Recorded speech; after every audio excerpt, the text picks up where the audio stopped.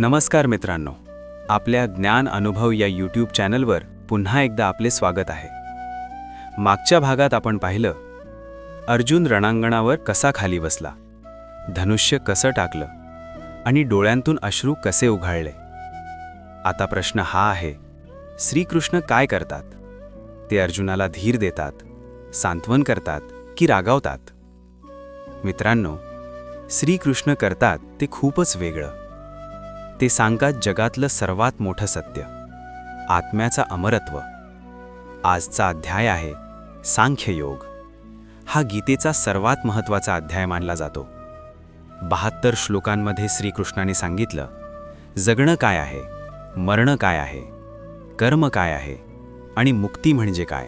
पर मित्रांनो, व्हिडिओ शेवटपर्यंत पहा, कारण आजचा भाग तुमचं मृत्यूबद्दलचं, जीवनाबद्दलचं आणि कर्माबद्दलचं संपूर्ण दृष्टिकोन बदलून टाकेल. चला सुरू करूया. मित्रांनो, आधी आठवा, अध्याय 1च्या शेवटी अर्जुन मनातून पूर्णपणे हरला होता. धनुष्य खाली टाकलं होतं, मन शोकाने भरलेलं होतं. आणि आता अध्याय 2च्या सुरुवातीला संजय धृतराष्ट्राला सांगतो, करुणेने भरलेला, डोळ्यात अश्रू आणलेला, मनाने हताश झालेला अर्जुन असा बोलला. अर्जुन श्रीकृष्णाला म्हणतो, हे कृष्णा, मी युद्ध करणार नाही. भीष्म आणि द्रोण हे माझे पूजनीय आहेत. त्यांच्यावर बाण सोडण्यापेक्षा भीक मागून जगणं मला अधिक चांगलं वाटतं. आणि मग अर्जुन म्हणतो ती सर्वात महत्त्वाची गोष्ट, शिष्योस्मी शाधिमाम प्रपन्नम, म्हणजे हे कृष्णा, मी तुझा शिष्य आहे, मला मार्ग दाखव. मित्रांनो, हा क्षण गीतेचा खरा जन्म आहे. जेव्हा अर्जुनाने स्वतःचं अज्ञान मान्य केलं, जेव्हा त्याने शरण घेतलं, तेव्हाच श्रीकृष्णाने उपदेश सुरू केला. हेच आपल्यालाही लागू होतं. जोपर्यंत आपण म्हणत असतो मला सगळं माहीत आहे, तोपर्यंत शिकणं होत नाही. नम्रता हीच खऱ्या ज्ञानाची पहिली पायरी आहे. आता श्रीकृष्ण काय करतात? ते अर्जुनाला थोपटापतात, समजावतात? नाही मित्रांनो, श्रीकृष्ण रागावतात. ते म्हणतात, कुतस्त्वा कश्मलम इदम विषमे समुपस्थितम अनार्यजुष्टमस्वर्ग्यम अकीर्तिकरम अर्जुना. म्हणजे, हे अर्जुना, या कठीण प्रसंगी तुला हे भ्याडपण कुठून आलं? हे श्रेष्ठ माणसाला शोभत नाही, हे स्वर्गाला नेणारं नाही, हे अपकीर्ती आणणारं आहे. बघा किती स्पष्टपणे सांगितलं. मग ते म्हणतात, क्लैब्यम मास्मगमः पार्थ नैतत्त्वयि उपपद्यते क्षुद्रम हृदय दौर्बल्यम त्यक्त्वोत्तिष्ठ परंतप. म्हणजे, हे पार्थ, नपुंसकतेला शरण जाऊ नकोस, हे तुला शोभत नाही. हे क्षुद्र हृदयाचं दौर्बल्य सोडून दे आणि उठ. मित्रांनो, कधीकधी आपल्याला सहानुभूती नाही, धक्का लागतो. श्रीकृष्णाने अर्जुनाला तोच धक्का दिला. खरा मित्र, खरा गुरु तो तुम्हाला त्रास होईल ते सत्य सांगतो, मन सुखावणारं खोटं नाही. मित्रांनो, आता येतो गीतेचा सर्वात मोठा, सर्वात खोल भाग. श्रीकृष्ण सांगतात आत्म्याचं सत्य. ते म्हणतात, न जायते म्रियते वा कदाचित नायं भूत्वा भविता वा न भूयः अजो नित्यः शाश्वतोऽयं पुराणो न हन्यते हन्यमाने शरीरे. हा श्लोक लक्षात ठेवा मित्रांनो, हा गीतेचा हृदय आहे. याचा अर्थ, हा आत्मा कधीही जन्मत नाही, मरत नाही. हा एकदा असून नंतर नसणारा नाही. हा अजन्मा, नित्य, शाश्वत आणि पुरातन आहे. शरीर मारलं गेलं तरी हा मारला जात नाही. मित्रांनो, जरा थांबा आणि हे नीट समजून घ्या. आपल्याला वाटतं माणूस मेला म्हणजे सगळं संपलं, पण श्रीकृष्ण सांगतात नाही, शरीर मरतं, आत्मा मरत नाही. आणि मग ते देतात एक अप्रतिम उदाहरण. वासांसी जीर्णानि यथा विहाय नवानि गृह्णाति नरोपराणि तथा शरीराणि विहाय जीर्णा अन्यानि संयाति नवानि देही. म्हणजे, जसा माणूस जुने कपडे टाकून नवे घेतो, तसाच आत्मा जुनं शरीर सोडून नवं घेतो. बघा किती सुंदर उदाहरण आहे. मृत्यू म्हणजे कपडे बदलणं, मृत्यू म्हणजे एका घरातून दुसऱ्या घरात जाणं. मृत्यू म्हणजे शेवट नाही, बदल आहे.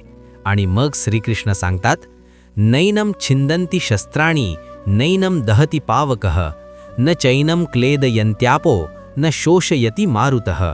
म्हणजे या आत्म्याला शस्त्रे कापू शकत नाहीत, अग्नी जाळू शकत नाही, पाणी भिजवू शकत नाही, वारा सुकवू शकत नाही. मित्रांनो, हे ऐकून छाती भरून येते ना? आपण किती छोट्या गोष्टींसाठी घाबरतो. नोकरी गेली तर, पैसे गेले तर, मान गेला तर, पण जो आत्मा आहे तो कोणीही नष्ट करू शकत नाही. तुम्ही अजिंक्य आहात आत्म्याच्या पातळीवर. आत्म्याचं सत्य सांगितल्यावर श्रीकृष्ण अर्जुनाला विचारतात, जर आत्मा मरत नाही तर तू कशाबद्दल शोक करतोयस? ते म्हणतात, अथ चैनम नित्यजातम नित्यम वा मन्यसे मृतम तथापि त्वं महाबाहो नैव शोचितुमर्हसि.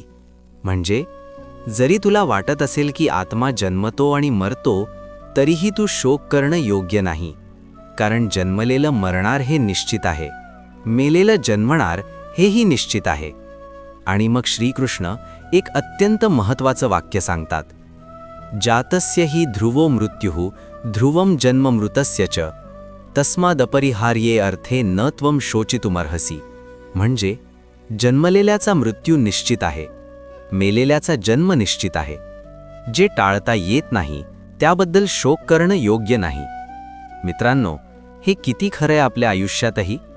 जे बदलता येत नाही त्याबद्दल चिंता करत बसणं हे शहाणपणाचं नाही. आजारपण आलं, नुकसान झालं, माणूस गेला, काही गोष्टी टाळता येत नाहीत. त्यांबद्दल शोक करत बसण्यापेक्षा पुढे जाणं हेच गीता शिकवते. आत्म्याचं ज्ञान देऊन झाल्यावर श्रीकृष्ण अर्जुनाला त्याच्या कर्तव्याची आठवण करून देतात. ते म्हणतात, स्वधर्ममपीचा वेक्ष न विकंपितुमर्हसि धर्म्याधी युद्धात श्रेयो अन्यत् क्षत्रियस्य न विद्यते. म्हणजे आपल्या स्वधर्माचा विचार करता तू डळमळणं योग्य नाही. क्षत्रियाला धर्मयुद्धापेक्षा अधिक श्रेयस्कर काहीही नाही. आणि मग ते सांगतात, यदृच्छया चोपपन्नं स्वर्गद्वारम अपावृतम सुखिनः क्षत्रियाः पार्थ लभन्ते युद्धमीदृशम. म्हणजे हे पार्था, आपोआप मिळालेलं हे युद्ध स्वर्गाचं उघडं दार आहे. असं युद्ध भाग्यवान क्षत्रियांनाच मिळतं. मित्रांनो, इथे श्रीकृष्ण सांगतात, स्वधर्म. प्रत्येकाचा एक स्वधर्म असतो, म्हणजे त्याचं कर्तव्य, त्याची भूमिका, त्याची जबाबदारी. अर्जुनाचा स्वधर्म होता क्षत्रिय म्हणून लढणं. तुमचा स्वधर्म कोणता? विद्यार्थ्याचा स्वधर्म अभ्यास करणं. पालकाचा स्वधर्म मुलांना योग्य संस्कार देणं. नागरिकाचा स्वधर्म देशाशी प्रामाणिक राहणं. स्वधर्मापासून पळ काढणं हे गीतेला मान्य नाही. मित्रांनो, आता आपण येतो गीतेच्या सर्वात प्रसिद्ध, सर्वात महत्त्वाच्या श्लोकाकडे. हा श्लोक तुम्ही नक्की ऐकला असेल, पण आज आपण तो खोलवर समजून घेऊ. श्रीकृष्ण म्हणतात, कर्मण्येवधिकारस्ते मा फलेषु कदाचन मा कर्मफल हेतुर्भूर मा ते संगस्त्व कर्मणी. हा आहे गीतेचा सर्वोच्च श्लोक. याचा अर्थ, तुला फक्त कर्म करण्याचा अधिकार आहे, फळाचा नाही. फळ मिळेल म्हणून कर्म करू नकोस आणि कर्म न करण्यातही आसक्त होऊ नकोस. मित्रांनो, जरा थांबा. हे नक्की काय सांगतंय? उदाहरण 1, परीक्षा. एक विद्यार्थी म्हणतो, जर मला 90% मिळाले तरच अभ्यास करेन. हे चुकीचं आहे. गीता सांगते, अभ्यास कर, मनापासून कर. निकाल काय येईल ते नंतर बघू. प्रयत्नावर लक्ष दे, निकालावर नाही. उदाहरण 2, नोकरी. एखादा माणूस म्हणतो, पगार वाढेल तरच चांगलं काम करेन. हे चुकीचं आहे. गीता सांगते, आपलं काम प्रामाणिकपणे कर. ओळख मिळेल की नाही हे तुझ्या हातात नाही. कर्म तुझ्या हातात आहे, फळ परमात्म्याच्या हातात. उदाहरण 3, नाती. एखादी आई म्हणते, मी मुलासाठी इतकं केलं, मग त्याने माझ्यासाठी काय केलं? हे बंधन आहे. गीता सांगते, प्रेम दे, निस्वार्थपणे दे. परत मिळेल की नाही हा विचार सोड. निस्वार्थ कर्म हेच खरं प्रेम आहे. मित्रांनो, हा एक श्लोक जर आपण आयुष्यात उतरवला तर आपलं 90% दुःख संपेल. आपलं बहुतेक दुःख कशाबद्दल असतं?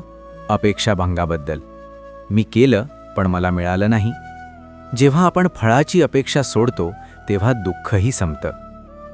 कर्मयोग सांगितल्यावर श्रीकृष्ण सांगतात बुद्धियोग. ते म्हणतात, योगस्थः कुरु कर्माणि संगम त्यक्त्वा धनंजय सिद्ध्यसिद्ध्योः समो भूत्वा समत्वम योग उच्यते. म्हणजे हे धनंजय, आसक्ती सोडून यश आणि अपयश यांच्याबाबत समभाव ठेवून योगात स्थिर होऊन कर्म कर. हाच समभाव म्हणजे योग आहे. समभाव हा गीतेचा सर्वात मोठा शब्द आहे. यश मिळालं तेव्हाही शांत, अपयश आलं तेव्हाही शांत, स्तुती झाली तेव्हाही शांत, निंदा झाली तेव्हाही शांत. हाच स्थितप्रज्ञ माणूस आहे. आणि मग श्रीकृष्ण सांगतात स्थितप्रज्ञाची लक्षणे. दुःखेष्वनुद्विग्न मनाः, सुखेषु विगतस्पृहाः, वीतरागभयक्रोधाः स्थितधीः मुनिरुच्यते. म्हणजे दुःखात जो विचलित होत नाही, सुखात जो हर्षित होत नाही, राग भय क्रोध ज्याला नाहीत, तो स्थितप्रज्ञ म्हटला जातो. मित्रांनो, हे ऐकताना वाटतं हे शक्य आहे का? हो, शक्य आहे. पण एका दिवसात नाही, सरावाने, ध्यानाने, आत्मज्ञानाने. मित्रांनो, आजच्या अध्यायातून आपल्याला काय मिळालं? पहिली शिकवण, आत्मा अमर आहे. मृत्यूची भीती बाळगणं निरर्थक आहे. शरीर बदलतं, आत्मा बदलत नाही. दुसरी शिकवण, कर्म कर, फळाची अपेक्षा ठेवू नकोस. हाच खरा आनंदाचा मार्ग आहे. अपेक्षा कमी, दुःख कमी. तिसरी शिकवण, स्वधर्मापासून पळ काढू नकोस. तुझी जबाबदारी ओळख आणि ती पार पाड. चौथी शिकवण, समभाव ठेव. यश अपयशात, सुखदुःखात समान रहा. हाच खरा योगी आहे. मित्रांनो, हा दुसरा अध्याय म्हणजे संपूर्ण गीतेचं सार आहे. पुढचे सर्व अध्याय यात शिकवणींचा विस्तार आहेत. जर फक्त एकच अध्याय वाचायचा असेल तर सांख्ययोग वाचा. तुमचं आयुष्य बदलून जाईल. तर मित्रांनो, आजच्या भागात आपण शिकलो, आत्मा अमर आहे, कर्म हेच आपलं काम आहे, फळ परमात्म्यावर सोपवा आणि समभावाने जगा. पुढच्या भागात आपण पाहणार आहोत अध्याय 3, कर्मयोग. कर्म का करायचं, कसं करायचं आणि कर्माशिवाय जगता येतं का, हे सगळं पुढच्या भागात. जर हा व्हिडिओ तुम्हाला आवडला असेल तर लाईक करा, शेअर करा आणि ज्ञान अनुभव या आपल्या यूट्यूब चॅनलला सबस्क्राईब करायला विसरू नका. तुमच्या मनात काही प्रश्न असतील तर कमेंटमध्ये नक्की लिहा. मी प्रत्येक कमेंटला उत्तर देण्याचा प्रामाणिक प्रांजळ प्रयत्न करेन. मिळूया पुन्हा पुढच्या भागात. इति श्रीमद् भगवद्गीता अध्याय 2 सांख्ययोग संपूर्ण.